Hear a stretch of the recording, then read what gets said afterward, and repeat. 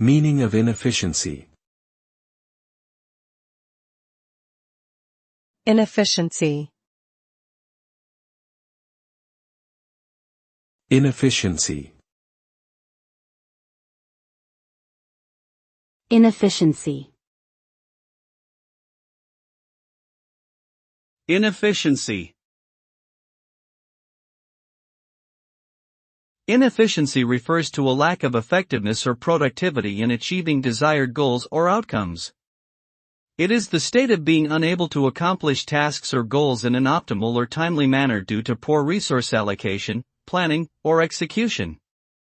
Inefficiency can result in wasted time, effort, and resources, as well as reduced profitability, customer satisfaction, and employee morale. It can ultimately lead to organizational failure if left unaddressed. Therefore, identifying inefficiencies and implementing strategies to overcome them is critical for organizational success and competitiveness.